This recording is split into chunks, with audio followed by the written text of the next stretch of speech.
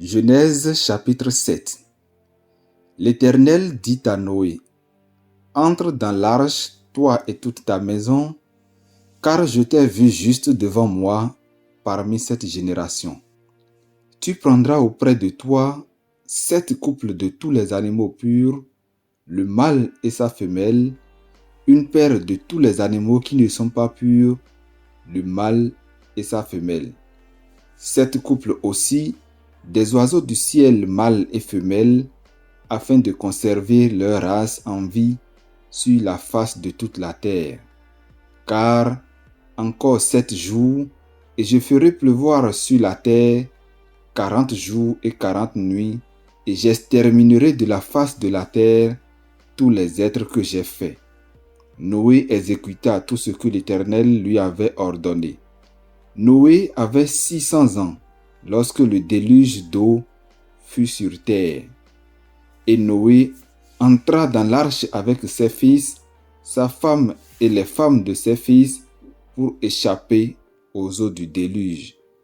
D'entre les animaux purs et les animaux qui ne sont pas purs, les oiseaux et tout ce qui meurt sur la terre, il entra dans l'arche auprès de Noé, 2 à 2, un mâle et une femelle, comme Dieu l'avait ordonné à Noé.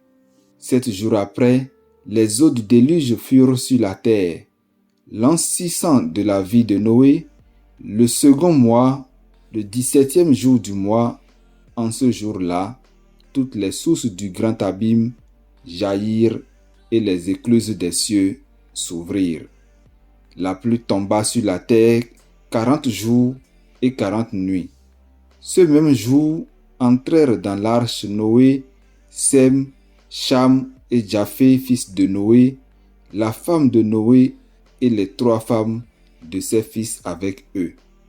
Eux et tous les animaux selon leur espèce, tout le bétail selon son espèce, tous les reptiles qui rampent sur la terre selon leur espèce, tous les oiseaux selon leur espèce, tous les petits oiseaux, tout ce qui a des ailes.